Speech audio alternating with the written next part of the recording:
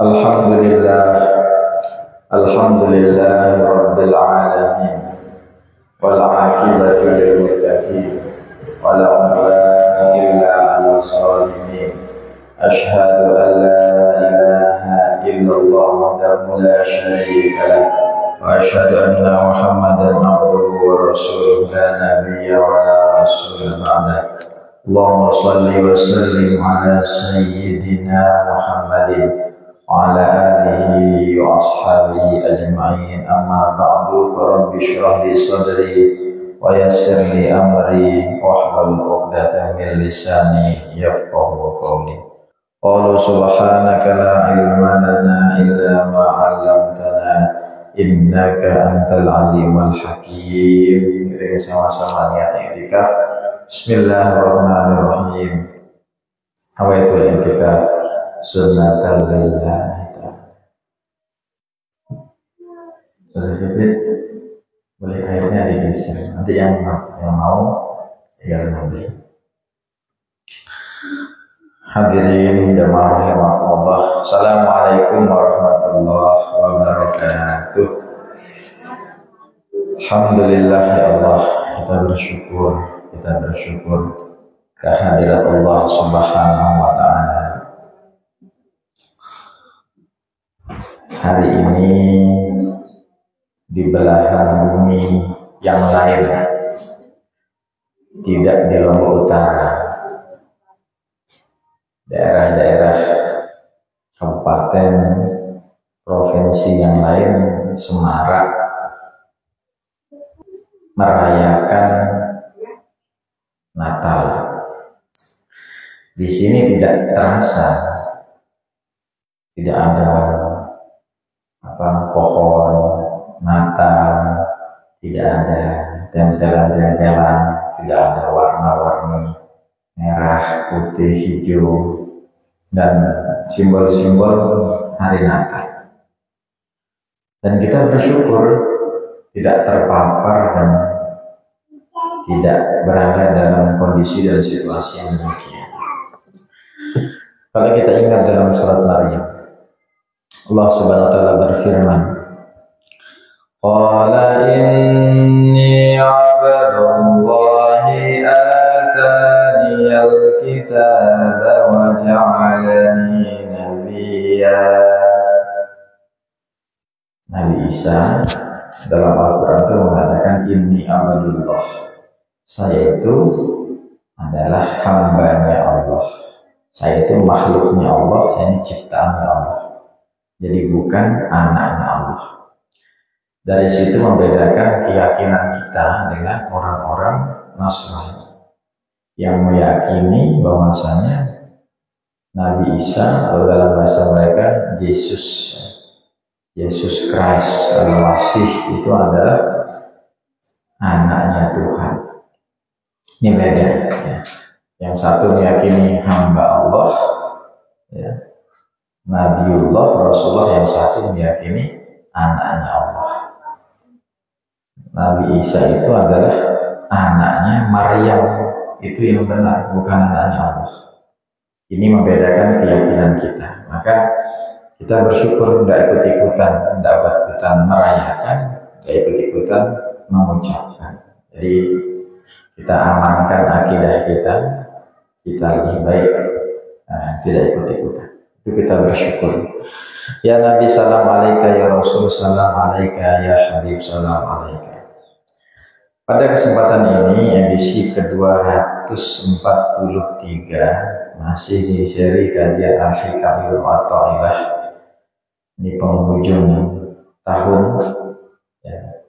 Sebagian jamaahnya menghilang, sebagiannya itu adalah ustazah-ustazah kami di sini yang memang kita kasih jatah pulang liburan.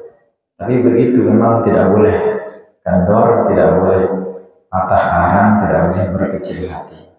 Pengajian itu sebisa mungkin diadakan, diistiqomahi meskipun sedikit, memberat. Ya. Kalau diadakan itu dangdutan, itu orang nggak diundang saja datang. Kalau diajak menimba ilmu memang mikir, ini nanti bagaimana, banyak pertimbangan. Maka istiqomah itu nilai mahalnya itu di situ. Sebisa mungkin kita datang. Baik, jamaah sekalian rahimakumullah, kita masuk kepada akwal atau ungkapan yang ke-13 dan juga 14. Coba kita singkat kita sarikan. Allah Subhanahu wa taala adalah wajibul wujud. Allah itu adalah zat yang wajib adanya, wajib ada. Tidak bisa tidak. Allah ada tanpa bantuan, Allah ada tanpa sebab.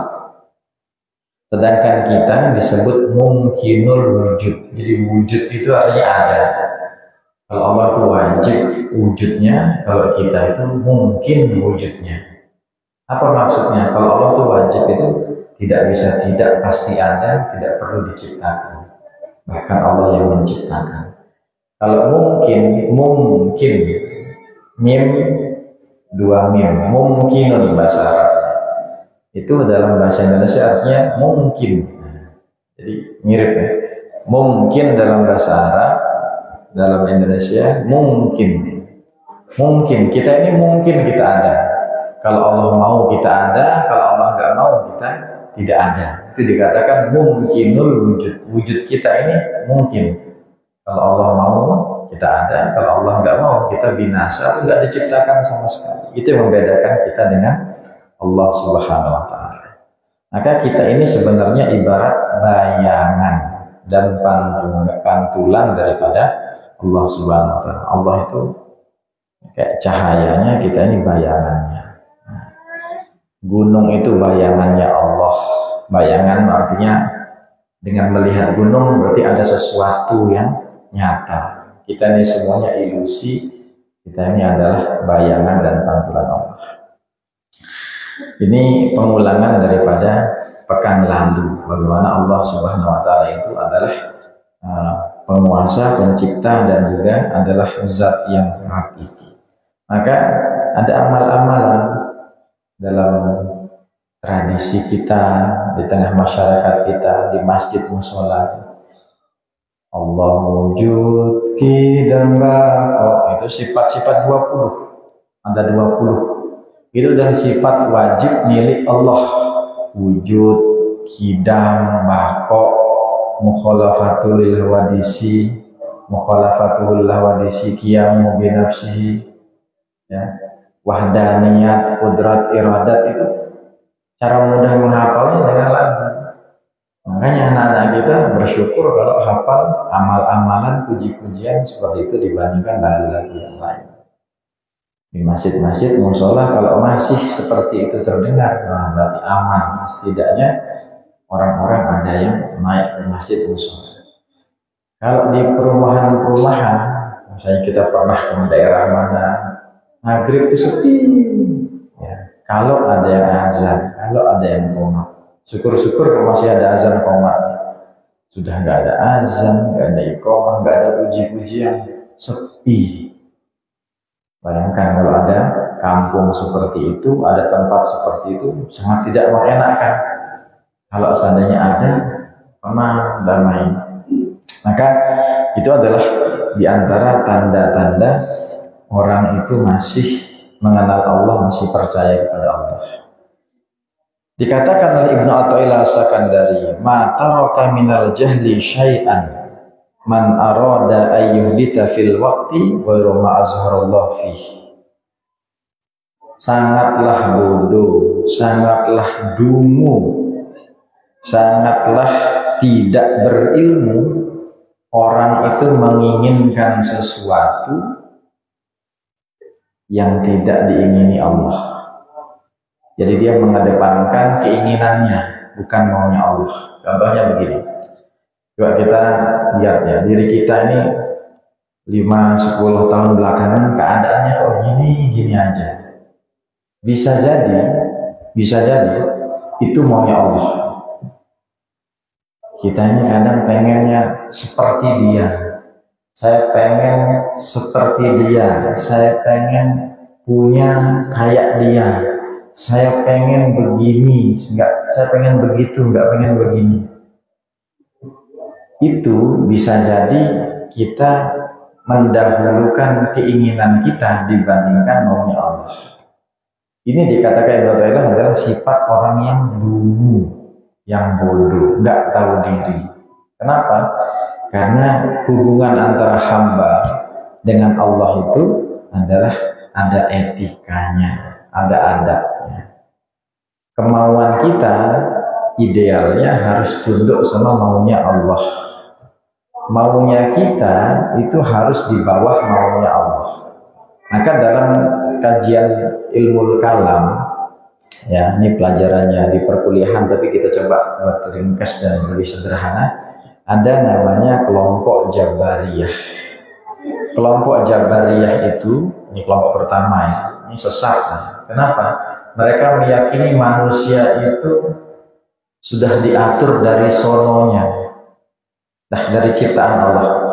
Ya badannya diciptakan, hidupnya diciptakan, diatur Allah, termasuk amal perbuatannya diciptakan. Ya saya mencuri ini ya karena Allah. Ya saya tidur nih karena Allah, saya makan ini karena Allah, semuanya serba karena Allah. Sampai dikatakan manusia itu ibarat bulu yang tertiup angin. Bulu itu saking ringannya dia, kalau ditiup angin itu dia akan pindah. Ditiup angin dari sini pindah ke sini, terbawa. Atau kayak daun yang kering jatuh, tidak ada kehendak. Ini kelompok Jabariyah, ini sesat.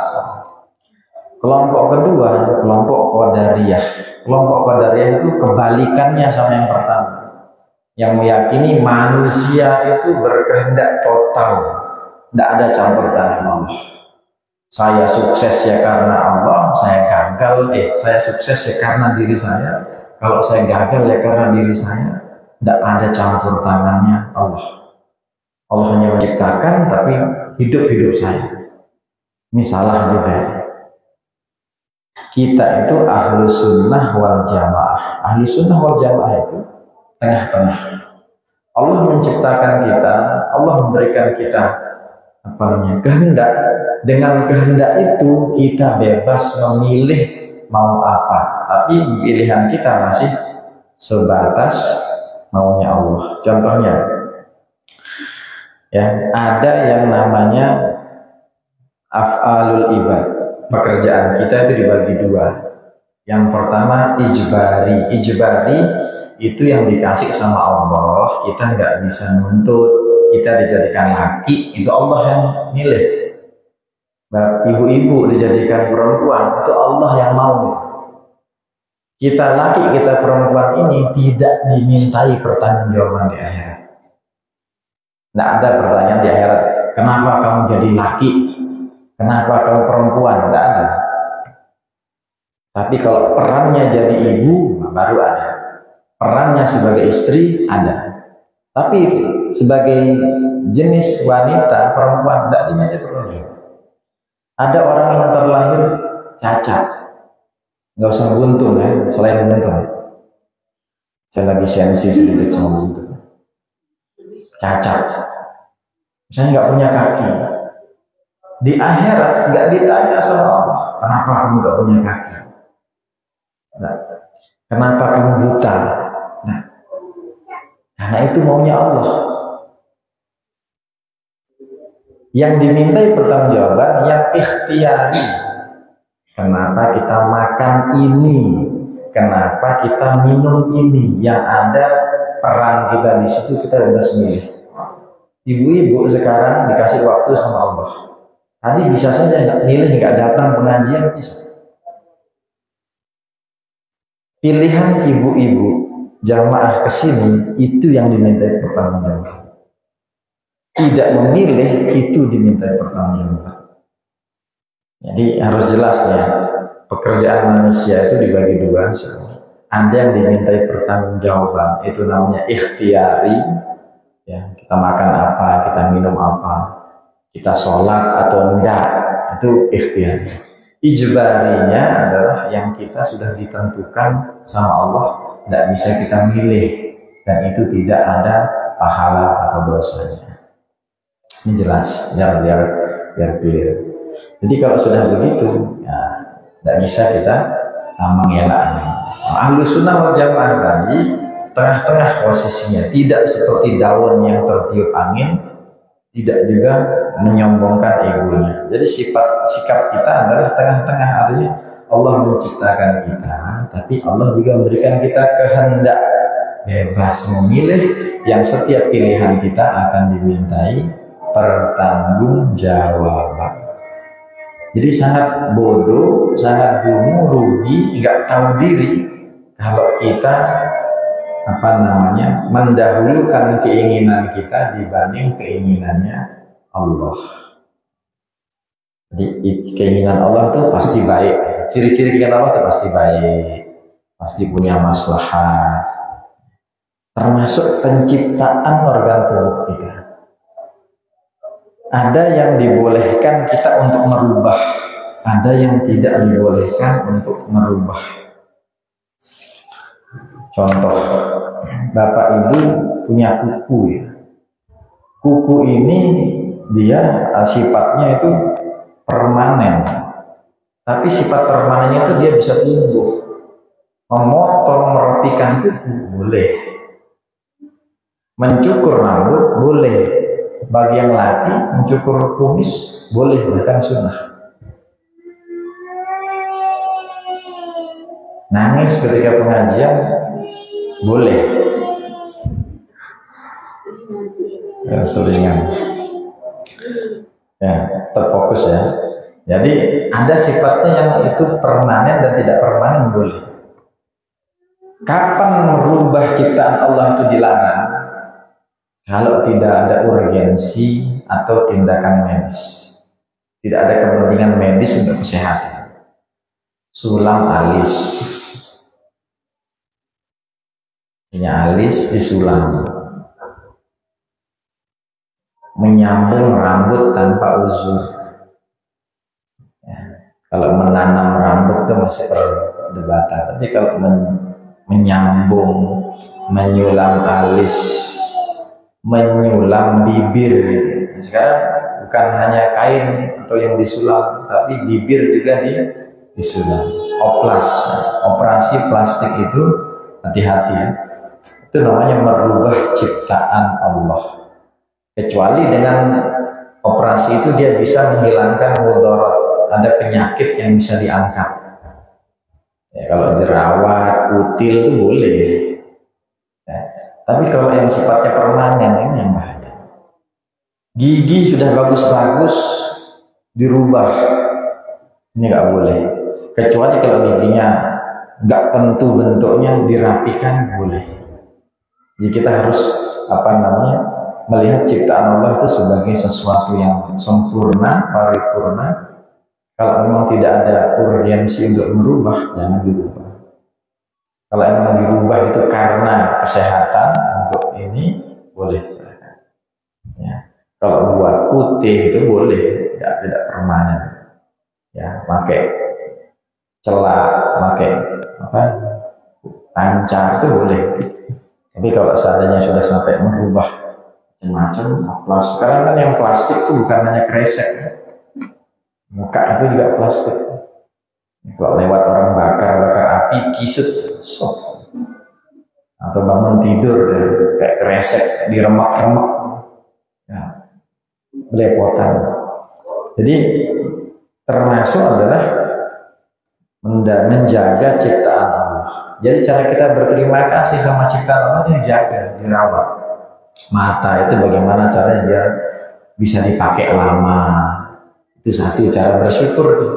Terus mata ini dipakai untuk melihat atau pakai baca, pakai ngaji, itu cara bersyukur.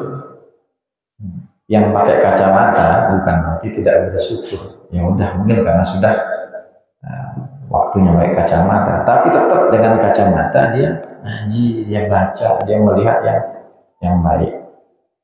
Jadi masya Allah ya, adalah sebuah kedunguan, sebuah kesalahan kalau kita mendahulukan kemauan kita di atas kemauannya Allah. Kalau kita mendahulukan kemauan kita, itu ada hijab, ada pembatas yang kita tidak sampai hati, yang tidak seharusnya kita lakukan. Bahwasanya Allah menginginkan yang terbaik, maslahat, tapi kita ganti dengan kemauan kita. Termasuk dalam pengabulan doa. Bapak Ibu, kita lihat ya, kita ini hidup ini kan nggak semua keinginan kita dikabulkan. Mungkin dari 100 keinginan, sekarang kita udah usia 30, 40, 50. Dari 100 keinginan saya, Allah, kok nemen ya? Nemen itu apa? Ya keterlaluan. Allah ini keterlaluan. Saya mintanya 100 yang dikabulkan 20. Jahat sekali. Di mana rahman rahimnya Allah? Hati-hati kalau sampai terucap, terbersit seperti itu. Lagi-lagi kita telah mendahulukan keinginan kita dibandingkan maunya Allah. Ingat, maunya kita tuh harus tunduk di bawah maunya Allah. Keinginan kita harus tetap di bawah maunya Allah. Harus itu. Ya. Kenapa? Karena kalau kita kufur, kita melihat hanya yang tidak kita dapatkan, itu kita akan suuzon, marah, kecewa, na'udzubillah, memusuhi Allah, bahkan murtad. Betapa banyak orang yang tidak dikabulkan doanya murtad. Betapa banyak orang yang tidak dikabulkan keinginannya, marah sama Allah, akhirnya tetap nggak murtad, tapi nggak mau sholat. Ini kan kembali, dia pikir sholatnya itu dibutuhkan sama Allah.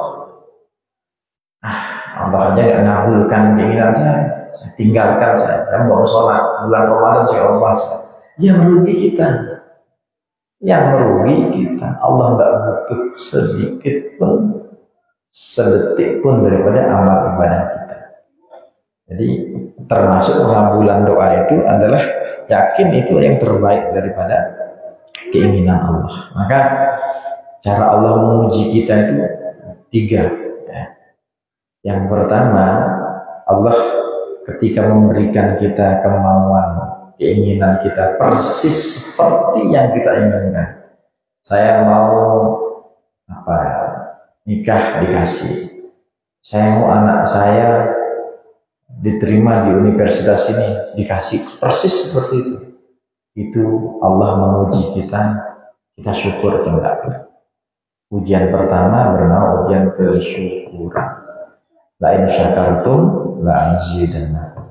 Kalau kita kufur ditambah itu artinya dilapangkan hatinya, dapat sedikit tapi luas hatinya.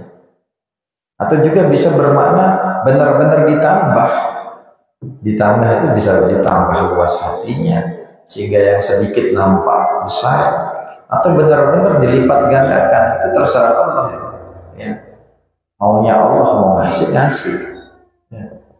Banyak orang yang berdagang jualan 4 jam, penghasilannya lebih daripada yang jual 12 jam. Terserah Allah ngasih. Dia pakai penglaris yang nggak laris, orang yang nggak pakai penglaris laris. Ini anehnya. Sebagian tempat tuh percaya atau tidak, itu masih pakai yang gitu-gitu tuh. Pakai pakaian dalam dimasukkan ke, betul ini saya nggak bohong, dipakai ke pancinya. Gaur penglaris biar laris, itu harus spesifik gitu. Pakaian dalamnya orang yang belum nikah usia sekian sampai sekian, dan dicuci atau tidak masuk. Itu percaya tidak percaya ada ya. Bahkan sampai ada difilmkan tuh, ada orang yang punya mata batin melihat apa yang digunakan udah liur daripada makhluk-makhluk yang tidak baik. Allah a'lam. Tapi intinya masya Allah ya, pakai penglaris tidak menjamin laris. Nggak pakai penglaris bisa saja laris kalau Allah berkehendak. Makanya persaingan bisnis itu ya bersyukurlah kalau kita punya tetangga, kawanan rekan bisnis itu yang tidak hasut gitu. Kalau hasutnya macam ada jualan nasi baru 2 jam lalatan nasi.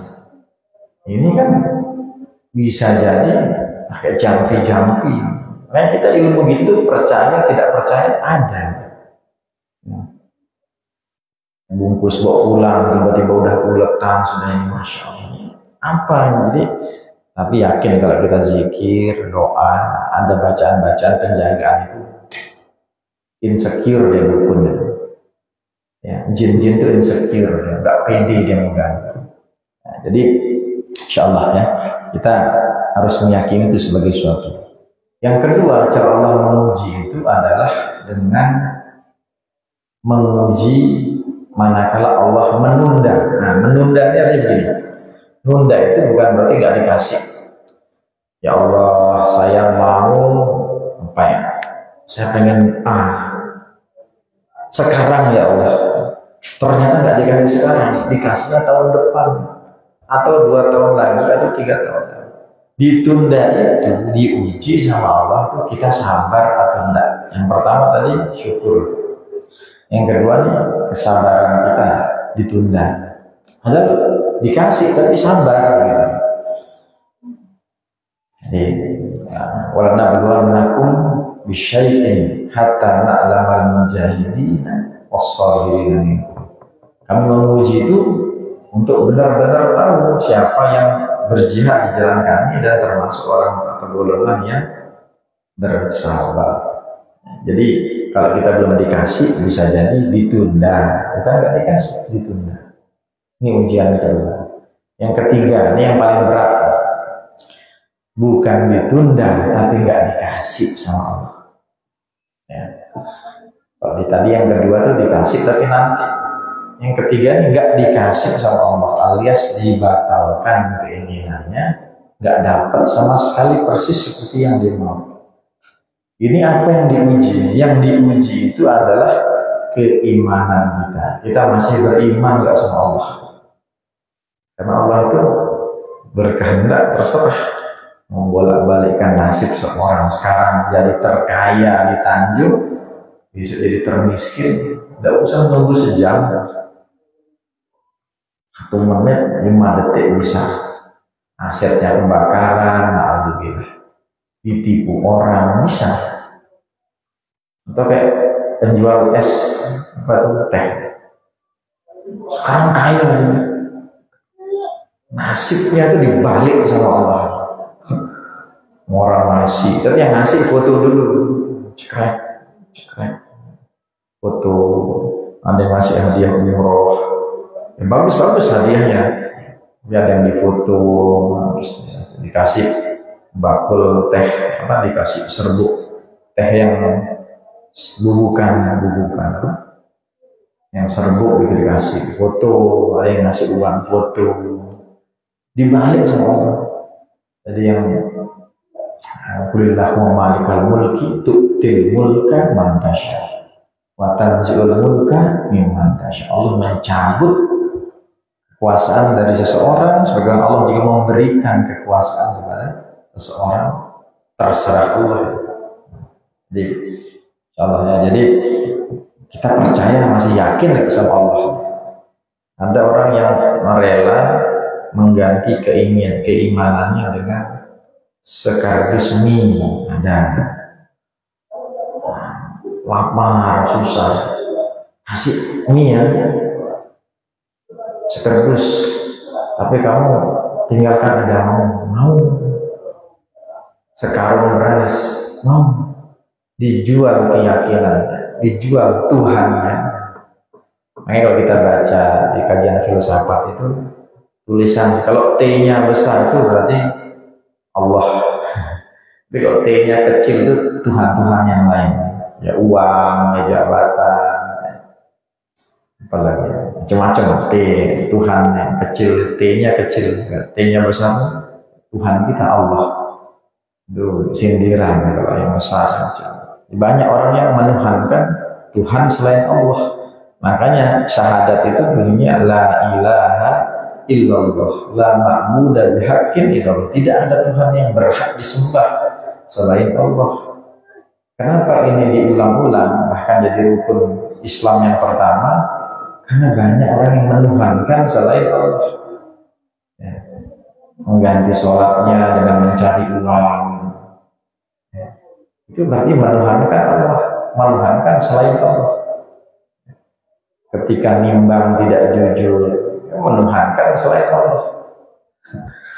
Jadi sebenarnya kan hidup ini kita maunya panen pahala, maunya. Tapi ada orang yang berlaku culas, curang, nggak mikir akhirat, nggak mikir siksa kubur, nggak mikir neraka. Akhirnya berlaku. Nah, kita harus ingat-ingat ya, ingat mati, ingat surga, ingat Allah. Itu adalah cara-cara kita untuk membersihkan hati dan menjaga diri kita agar senantiasa berlaku baik, berbuat baik. Jadi kita ketika dibatalkan keinginan kita, diuji sama Allah, masih beriman nggak sama Allah? Masih mau nggak jadi hamba-Ku? Man lam yasbir li balai, dalam hadis qudsi. Barang siapa yang nggak mau sabar atas musibah, atas ujian, walam yardo bi qodoi, dan tidak ridho kepada takdirku. Nah, takdir ini kan macam-macam. Kita harus adil ya. Kalau susah, sudah takdir, sabar, sudah takdir. Kalau pas senang, nggak dibilang takdir. Ini kita nggak adil sama Allah. Pas susah takdir, pas bahagia bukan takdir. Padahal al-iman bil qada khairihi wa syarrihi, baik dan buruknya itu adalah bagian rukun iman. Ya. Dan dikatakan tidak sabar kepada ujian, tidak ridho kepada keputusan Allah, walam yashkur bini ala ni'ami, tidak bersyukur atas nikmatku, falikh dan tahta samai, keluar, kata Allah dalam hadis qudsi, keluar kamu dari kolong langitku. Ini bumi ini kolong langitnya Allah. Keluar kamu dari bumi, minggat dari bumi, cari tempat lain. Ada nggak yang bisa? Warjat robban siwanya. Allah menutup hadisnya dengan apa itu? Cari Tuhan selain Aku. Disuruh minggat dari bumi, habis itu disuruh cari Tuhan selain Allah. Pening gitu deh. Tidak akan bisa. Maka insya Allah ya, kita harus sekali lagi menundukkan keinginan kita. Yang paling bagus tuh, ketika kita punya keinginan, barengi dengan doa. Ya Allah, semoga keinginan saya ini sejalan dengan kehendak-Mu, sejalan dengan mau-Mu, sesuai dengan kudrat dan iradat-Mu. Ketika keinginan kita dengan keinginan Allah itu bertemu, itu namanya taufik Allah. Taufik itu artinya kesesuaian atau samanya mau kita dengan maunya Allah, itu taufik. Kalau saya yang bisa tuh billahi taufik wal hidayah. Kalau guru kami dulu wabillahi hidayah wa taufik. Ini beda gaya aja. Kalau ZMZ itu billahi taufik wal hidayah, belum yakini hidayah dulu baru taufik. Kalau guru kami dulu itu meyakini wabillahi hidayah wa taufik. Wabillahi taufik wal hidayah itu ZMZ. Kalau guru kami hidayah taufik. Ada yang meyakini taufik lebih tinggi daripada hidayah, yang satu meyakini hidayah lebih tinggi daripada taufik. Ini nggak usah diperdebatkan. Jadi sama-sama bagus. Nama yang terkumpul dua-duanya itu adalah taufik hidayat. Ada nama hidayat taufik, ada ya? Ada orang nama hidayat taufik? Kalau belum ada, bisa jadi calon nama yang ada itu taufik hidayat, yang bulu tangkis. Dua-duanya bagus, insya Allah. Itu yang bisa kita sampaikan pada kesempatan ini. Jadi pekan depan itu masih ustazah kayaknya libur ya. Jadi kalau sedikit itu jangan sampai mengurangi semangat. Nah, baru yang pekan depannya lagi tahun depan, sekarang tanggal 25 tambah 7 32, ada tanggal 32? Ada tanggal 1. Dulu mau tahun baruan ya kayaknya nih. Gimana bisa sepakati libur kedua nih kira-kira? Ngaji dah ya, mengawali tahun baru dengan ngaji. Nggak ada kaitannya kan? Bisa mungkin hadir lah. Setahun lagi, akan depan setahun lagi. Lalu selepas itu nanti akan depannya saja bisa ikut. Azannya azan masjid ya, kita jawab azan Allah.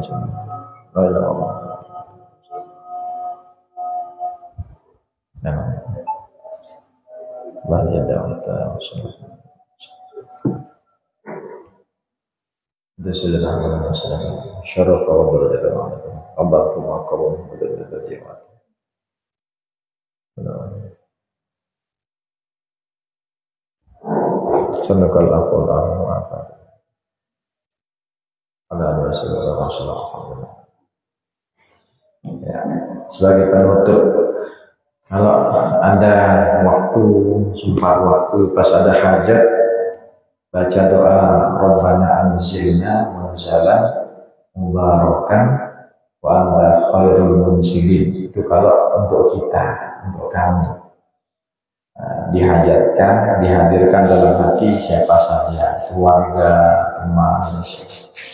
Tapi kalau untuk sendiri, Rabbi anzilni munzalan mubarakan wa anta khairul munzilin. Ya Allah, tempatkan aku, letakkan aku di tempat yang Engkau berkahi. Nah, ini kan kita banyak memilih pekerjaan, kita nggak tahu maunya kita ini yang terbaik buat kita berdasarkan nafsu atau sesuai dengan maunya Allah.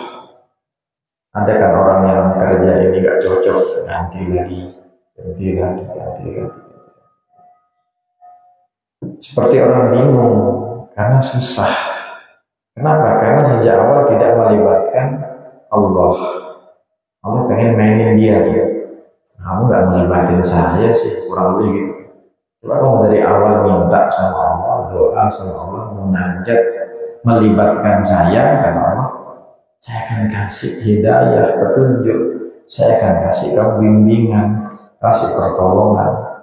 Makanya kalau kita punya hajat, baca doa itu. Semoga pilihan kita yang terbaik. Atau Allah ma'arinal haqqa haqqa. Banyak.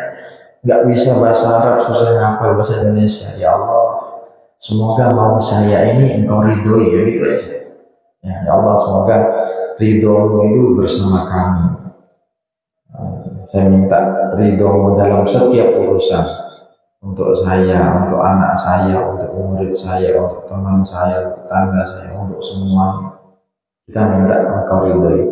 Punya harta yang Engkau ridhoi, punya teman-teman yang Engkau ridhoi, punya ini yang terus sampai milihkan tempat sekolah dan sebagainya, itu kita minta. Itu ikhtiar kita. Ikhtiar kita itu adalah agar Allah ridho. Ridho ini sudah tidak ada balasan yang lebih tinggi daripada itu selain ridho. Maka libatkan Allah dalam segala sesuatu, hadirkan Allah dalam doa kita. Orang ahli sunnah wal jamaah itu cirinya adalah dia ikhtiar, dia berdoa. Dia berdoa, dia ikhtiar. Bukan hanya ikhtiar tanpa doa. Sombong. Orang hanya berusaha tanpa doa itu sombong. Dia menyangka dengan kekuatannya, dengan kebisaannya, dia bisa mengurus hidupnya dengan pilihan yang baik. Tapi orang yang hanya berdoa, tidak ikhtiar, doa berharap uang jatuh dari langit, itu juga gila. Kita bukan wali, mungkin ada cerita-cerita seperti itu, mungkin, tapi jangan. Dari satu kisah itu dalam perbandingan Sejuta orang yang berdoa gitu, satu mungkin yang kejadian.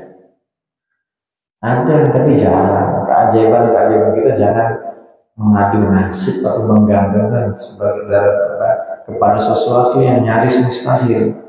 Meskipun kalau Allah berkehendak itu kun fayakun. Tapi dalam Islam itu menuntut ada namanya syariat. Makanya saya paling nggak suka kalau orang bilang saya nggak usah sholat, yang penting zikir ingat Allah, itu sudah sholat. Iling. Nah, syariat itu ya sholat. Nggak cukup ingat Allah terus nggak sholat. Yang penting ingat Allah terus nggak sholat. Apa gunanya Nabi Muhammad diutus? Rasulullah tadi diutus terus sholat depannya sahabat biar dilihat sama sahabat, terus diajarkan kepada kita selaku umat. Rasulullah dia puasa itu dia biar ada syariat.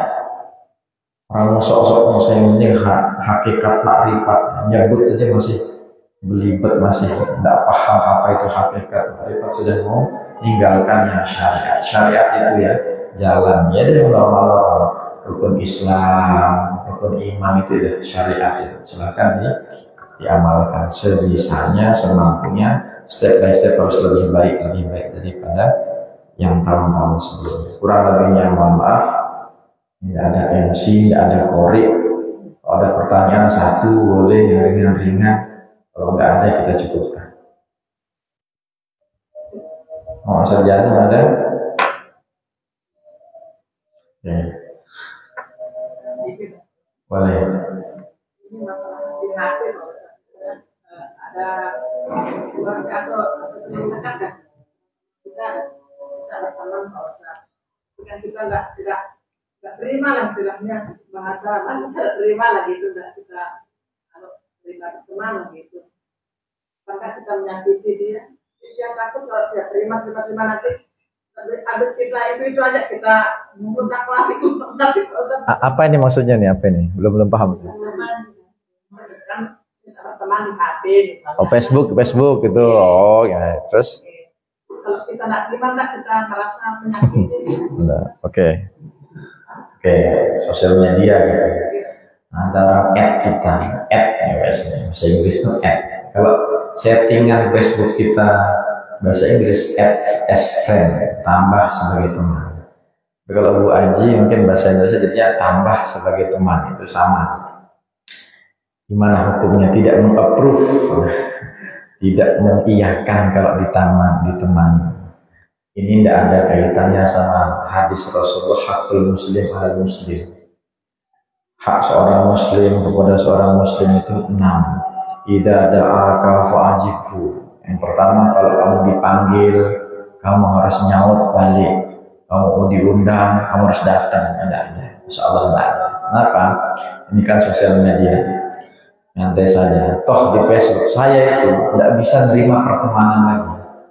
Sama teman sudah 5.000. Masa kita berdosa gara-gara nggak bisa? Jadi begini. Kita harus selektif memang Ibu ya. Harus selektif. Teman itu harus selektif. Tapi kan ada yang kita itu ditambah, ada yang kita menambah. Ini kalau bicara Facebook nih. Ada kalanya kita saya tambah dia sebagai teman, kita ajukan diri, nanti dia mengiyakan atau menambah. Ada yang juga kita ditambahkan sama dia. Kalau di Instagram itu namanya follow itu mengikuti. TikTok juga follow mengikuti, bukan ditambahkan. Kita diikuti sama orang. Di Twitter follow X ya. Tapi ada yang ditambahkan kayak Facebook. Tidak mengiyakan ya, insya Allah nggak dosa, nyantai saja. Ya, ngapain dia harus sakit hati juga kan? Kalau dia yang sakit hati, baperan berarti ya, kita nyantai saja. Yang penting itu hubungan asli. Oh teman di Facebook ternyata pas ketemu tidak saling sapa. Lebih baik itu yang tidak temenan di Facebook tapi saling nganterin kado. Itu lebih real. Persahabatan yang lebih nyata. Wajib punya Facebook. Tapi baksonya datang rumah itu lebih real daripada hanya like, komen di Facebook. Facebook. Juga nggak? Facebook itu cara bahasa face itu muka, book itu buku, muka buku. Ya sering tatap-tatapan tapi lewat sosial media. Banyak orang justru menipu lewat sosial media. Tidak pede cuma pakai foto profil. Kalau perempuan nggak apa-apa, nggak pakai foto profil. Ini udah pakai foto profil, filternya, pas dilihat glowing, glowing. Ada orang janjian kencan ketemu. Mas janjian, nanti saya di angkringan balap ya, duduk di nomor 26, cari-cari, kok kayak bukan di Facebook gambarnya, ternyata dempulnya, filternya. Jadi orang tampil di sosial media itu idealis, fotonya yang bagus, kalau aslinya kan tidak sesuai. Ada yang sesuai, tapi kalau yang perempuan ya bagus memang dianjurkan. Tidak usah pakai foto. Kalau pakai foto yang biasa saja, tidak usah. Karena nanti yang melihat itu kan bukan hanya kita. Jadi tidak ada kaitannya ya. Tidak usah sakit hati kalau yang nggak di-approve. Anggap gini aja, kita bertamu. Kalau Allah kebetulan ada orang dibukakan pintu, kalau pas ngetok-ngetok ada orang yang nyantai, kan banyak temannya. Dan yang paling penting terakhir, hubungan bukan di sosial media tapi di dunia nyata, itu yang penting. Apa gunanya hai di komen like di Facebook, pas ketemu diem-dieman, nggak saling sapa, itu lebih tidak baik. Jadi tidak ada kaitannya. Gitu ya buat itu. Ya, jadi kurang lebihnya mohon maaf, kita akhiri dengan bersama baca Alhamdulillah Rabbil Alamin. Subhanallah bihamdihi, subhanakallahumma bihamdika, asyhadu an la ilaha illa anta, nastaghfiruka wa natubu ilaik. Yang baik tentang Allah dan Rasulnya, hilaf salah dari yang menyampaikan. Assalamualaikum warahmatullahi wabarakatuh. Kita langsung sholat ya.